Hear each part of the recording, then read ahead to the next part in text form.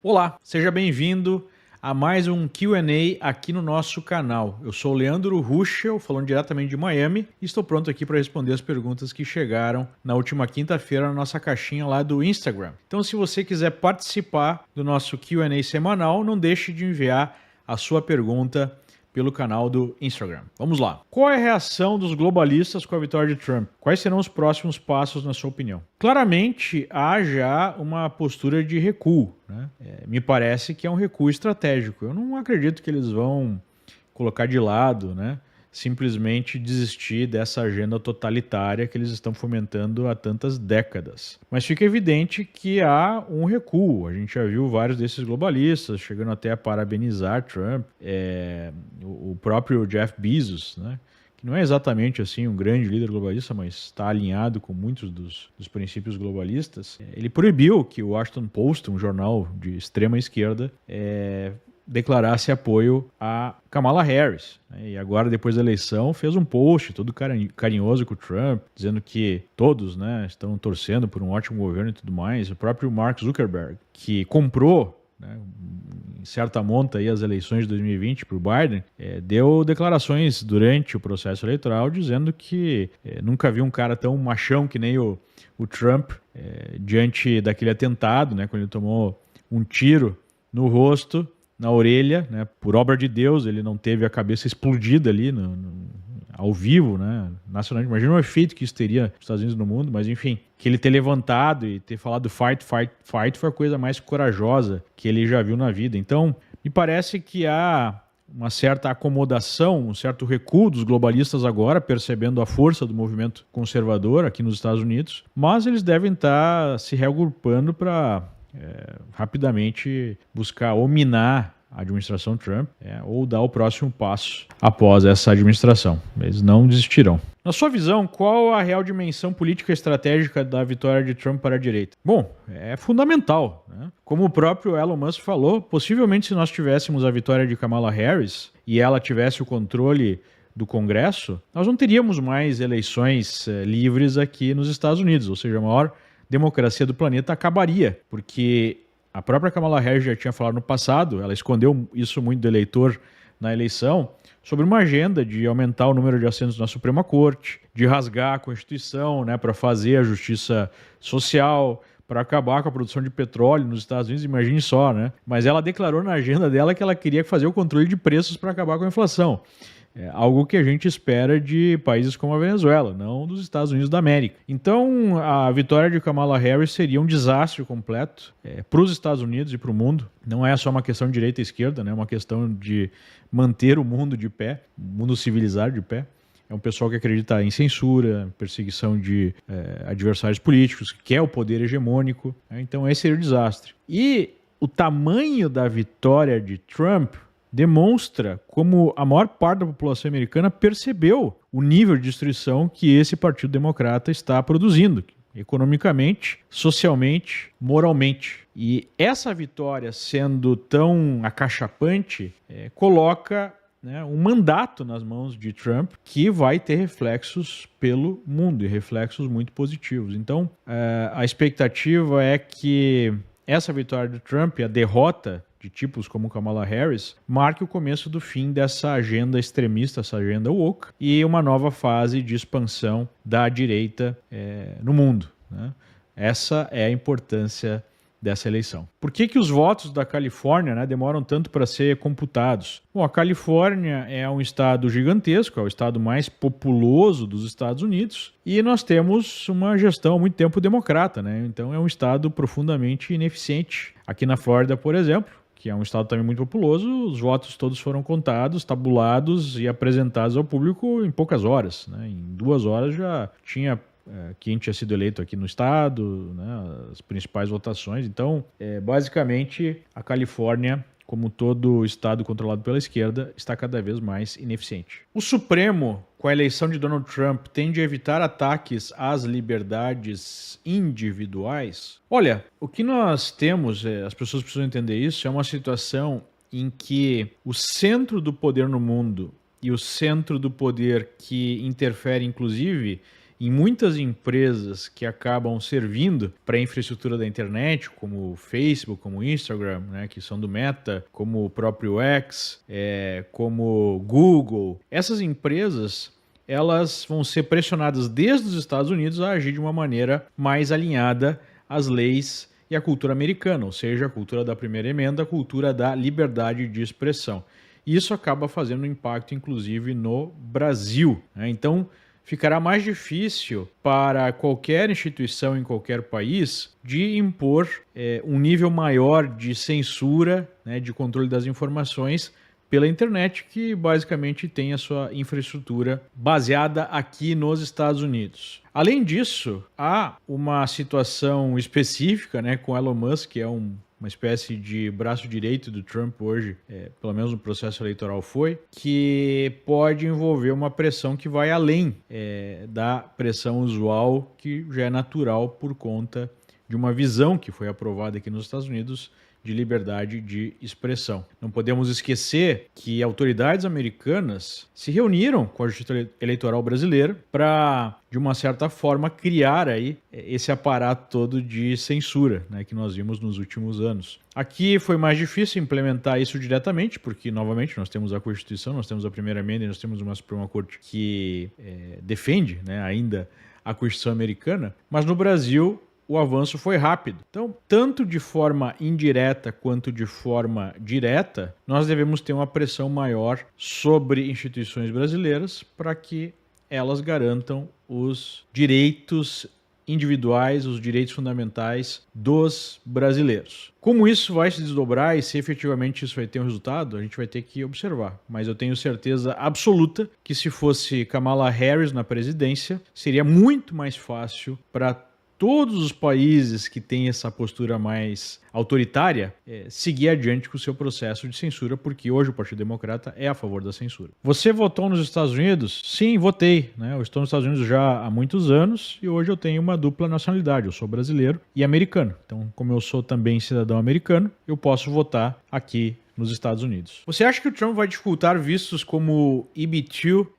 Não, eu não acho que esses vistos para trabalhadores especializados serão impactados. O Trump deixou bem claro ao longo das eleições e até mesmo durante o seu pronunciamento de vitória que ele quer imigrantes vindo de forma legal para os Estados Unidos, que as portas estão abertas, mas não para imigração ilegal em massa. Então eu acho que esse será o tipo de imigração que será alvejado aí pelas políticas de Trump, inclusive com deportação de quem entrou dessa forma. Qual é a sua grande expectativa para este novo governo Trump? A minha principal expectativa, e eu creio que isso é o ponto fundamental, e espero que o Trump tenha consciência disso, depois de tudo que ele passou, tudo que ele sofreu, é desmontar o aparelhamento que a esquerda fez da máquina, né, estatal, que muita gente chama de Deep State aqui, especialmente envolvendo serviço secreto, envolvendo o Departamento de Justiça, envolvendo o Departamento de Estado, envolvendo o próprio FBI. Essas instituições foram completamente aparelhadas e passaram a ser utilizadas para perseguir conservadores, e o Trump foi o maior perseguido de todos. Então é preciso que Trump faça finalmente uma limpeza, né? Ele falou no primeiro mandato em drenar o pântano, mas ele não conseguiu fazer isso. Espero que ele tenha aprendido como é que funciona o Washington e agora finalmente consiga, de fato, limpar o pântano. Com o Trump no poder, como ficam as guerras? Então a expectativa é pela diminuição dos conflitos no mundo, porque o Trump defende a política de paz pela força. Então ele quer demonstrar muita força militar, ele já disse que vai expandir o orçamento militar, mas ele não quer usar os militares, ele quer simplesmente dissuadir os outros países inimigos, as outras forças inimigas, a entrar em conflito com os Estados Unidos, que foi a principal diretriz americana ao longo da história, né? Infelizmente, em alguns momentos, tanto a direita quanto a esquerda, alguns presidentes resolveram ser mais agressivos e iniciar guerras impossíveis de serem ganhas ou guerras que vão gerar apenas alimento para o conflito, né, para a indústria de armas, enfim, para outros benefícios que não o povo americano e o povo no mundo inteiro. Interessa aos Estados Unidos ajudar o Brasil a não virar uma ditadura? Um Brasil fraco é melhor para os Estados Unidos e para a União Europeia? Olha, essa é uma pergunta complexa, né, porque ao longo da história a gente já viu os Estados Unidos negociando, né, ou tendo boas relações com ditaduras aliadas. Então, a questão número 1 é: que tipo de Brasil é favorável ou não aos Estados Unidos? Me parece que durante a administração Trump, ou melhor colocando, durante a administração Biden, houve uma aproximação com a esquerda brasileira, acreditando que Lula seria mais favorável aos globalistas, que hoje o Partido Democrata, né, ele é mais globalista do que americano. Na verdade, ele é anti-americano e mais globalista, e que o Brasil seria um aliado nesse sentido mais globalista. Mas o que a gente viu foi o Brasil, né, sob o comando aí do descondenado Lula, se aproximando ao eixo do mal, China, Rússia, Irã, e se afastando dos Estados Unidos, né, e se afastando do próprio projeto globalista também. Então isso não interessa nem aos Estados Unidos,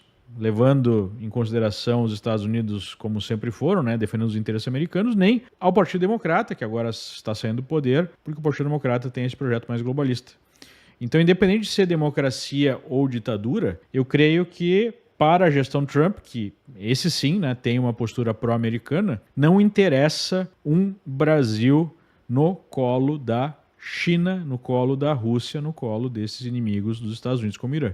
E aí não depende muito de ditadura ou democracia, depende do alinhamento ou não alinhamento aos Estados Unidos. Mas o Trump, especialmente, me parece ser um sujeito que tem uma postura pró-valores americanos, não só em defesa dos Estados Unidos, mas onde ele consegue defender, né, regimes mais abertos, regimes mais livres, ele fará isso. Agora, se tiver que lidar com uma ditadura, que seja uma ditadura favorável aos Estados Unidos. Essa é a visão que os americanos sempre tiveram. Por que o resultado das eleições dos Estados Unidos da América foram apresentados de forma tão rápida dessa vez? Por um motivo muito simples. Trump ganhou com uma vantagem relativamente grande. Ou seja, mesmo sem o fim das apurações, já dava para perceber que ele seria vitorioso. Só por causa disso, porque a contagem dos votos continua até agora, né? Vários dias depois das eleições.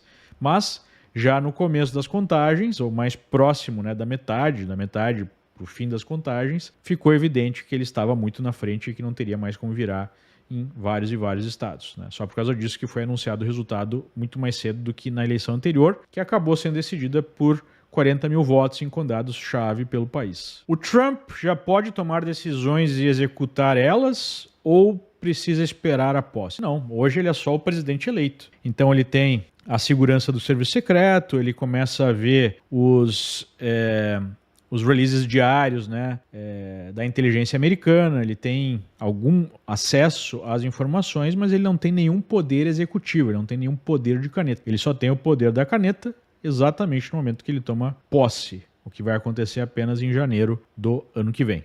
Por enquanto, ele é só o presidente eleito. Moraes liberará Bolsonaro para ir à posse de Trump? Eu acho muito improvável. Na verdade, me parece até que o sistema brasileiro de perseguição pode até acelerar agora, avançar para aproveitar esse momento antes que o Trump esteja na presidência e possa exercer uma pressão maior sobre essa repressão, né, no Brasil para impedir que ela avance. Então, eu acho muito difícil que o passaporte de Bolsonaro seja liberado e eu acho mais provável até que ele sofra uma aceleração dessa perseguição, tanto ele quanto, né, a direita como um todo, quanto os líderes da direita, pelo menos neste momento. Posteriormente pode haver uma mudança com o Trump assumindo a presidência. Por que os Estados Unidos não acabam com os usuários de drogas nas ruas? Bom, não é um problema fácil de resolver, né? Mas infelizmente nós tivemos uma certa mentalidade esquerdista se impondo em muitos estados, mais notadamente na Califórnia, que acaba incentivando o uso de drogas, liberando todas as drogas e até dando bolsas, né, para drogados ou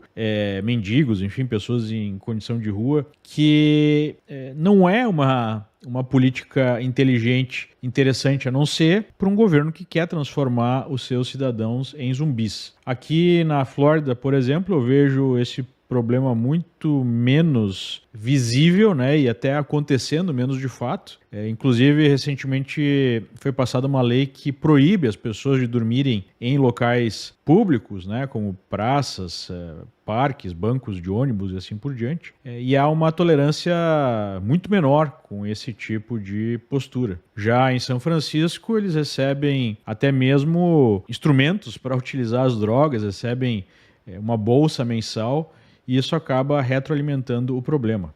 Esse é o primeiro nível do problema. O segundo nível do problema é mais profundo. O uso de drogas está ligado a uma perda de perspectiva de propósito na vida. Então as pessoas estão abandonando a religião, estão abandonando a vida em família, estão abandonando os valores morais mais elevados e acabam colocando todas as suas expectativas de realização nos prazeres mundanos, né? E a droga acaba sendo uma forma de buscar uma autodestruição por conta dessa perda de perspectiva de vida. E isso está ligado também a essa mentalidade materialista da esquerda que acaba levando as pessoas ao desespero e à perda da perspectiva, né, do propósito da sua própria vida. E isso é muito triste. O número de pessoas que cometem uma espécie de suicídio através do uso de drogas só aumenta. Se não me engano, no passado foram 120 mil mortes por overdose, por uso de drogas. Isso são as mortes diretas, né? Sem considerar todos os outros problemas gerados. Então,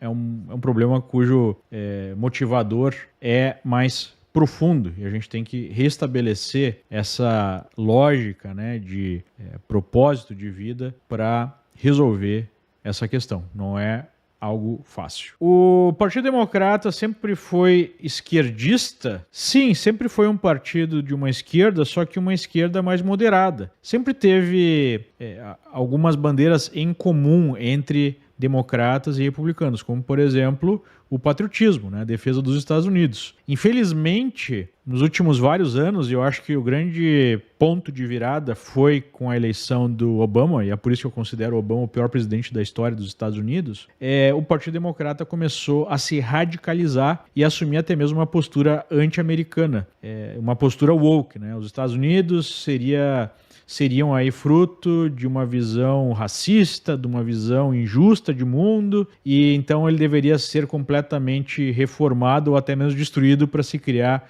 um novo país mais parecido com um Brasil, né? Se afastando até daquele modelo antigo do Partido Democrata, que era uma visão um pouco mais europeia, né? Um Estado um pouco maior, com um pouco mais de seguridade social, mas sem avançar tanto, né? Mantendo um certo livre mercado.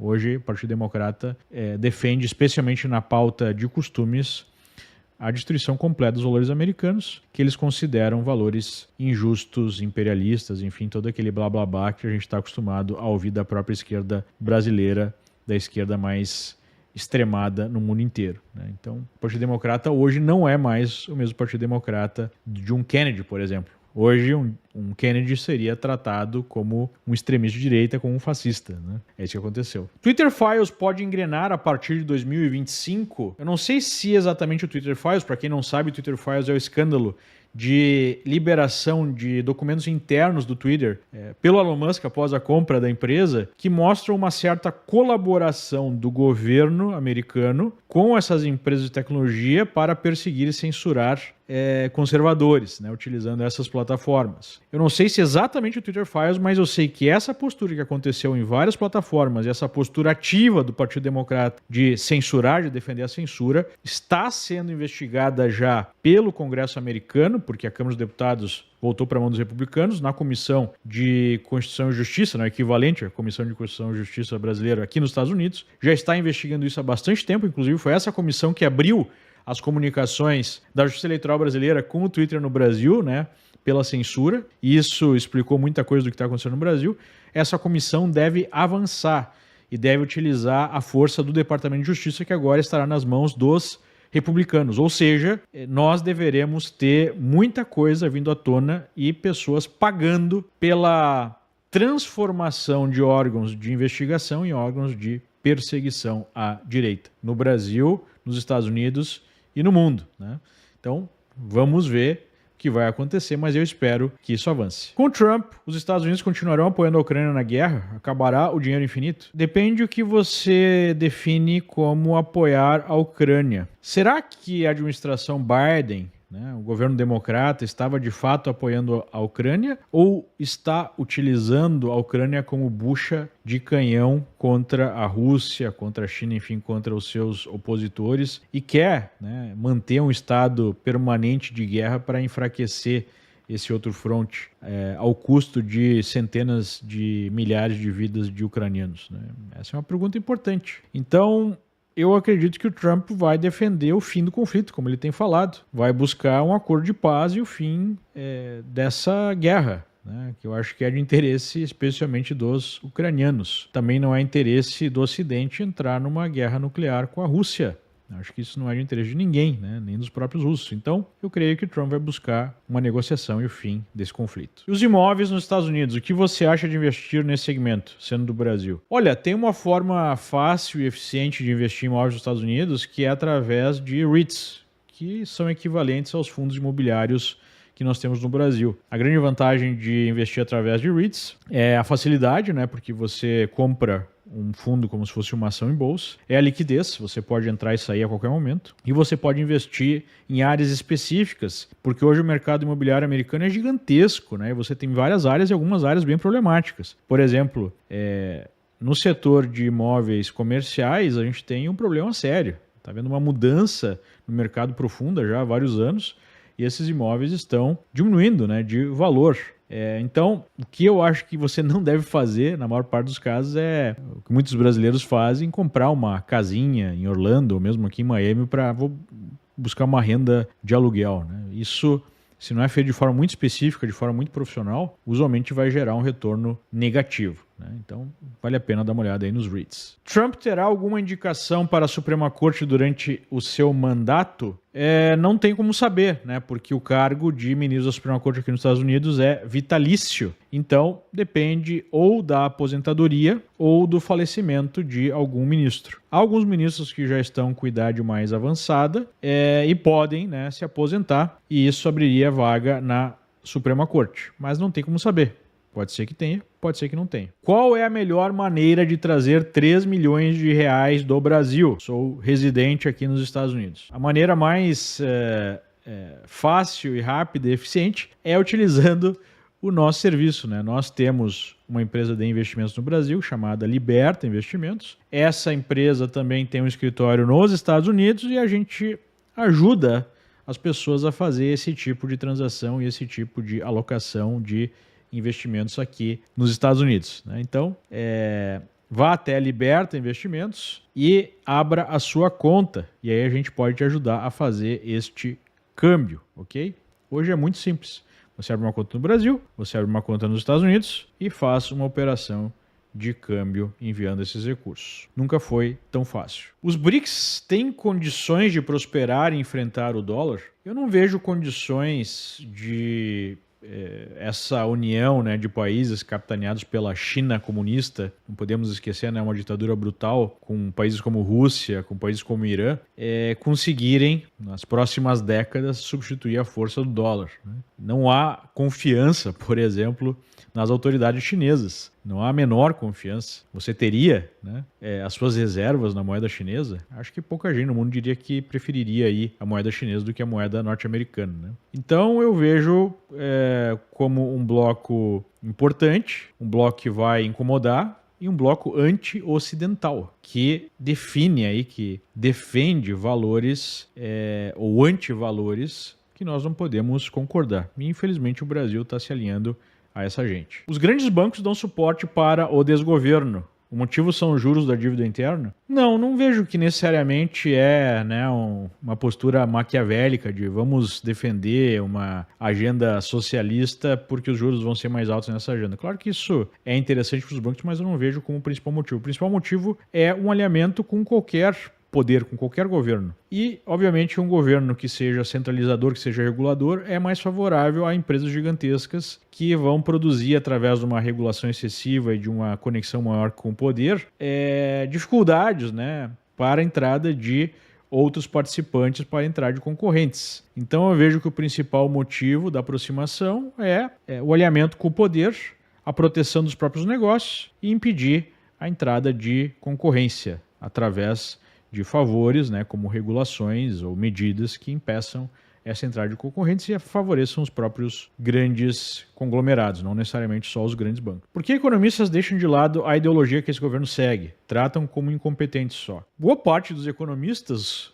têm uma visão mais à esquerda, né? São socialistas, ou, na melhor das hipóteses, são keynesianos, acreditando que o Estado é o grande promotor do crescimento, o que é uma balela, né? Agora, os economistas que não têm essa vertente à esquerda, que são mais liberais, têm um grave defeito. Eles acreditam que tudo gira em torno da economia, quando, na verdade, a economia está num nível abaixo da política, da ideologia, da estrutura de uma sociedade. Não há como um livre mercado funcionar sem que haja um arcabouço político que permita esse livre mercado funcionar. E na cabeça de muitos liberais, economistas ou não, se você deixa o mercado livre, o resto da sociedade se organiza e tudo funciona bem, o que não é o caso, né?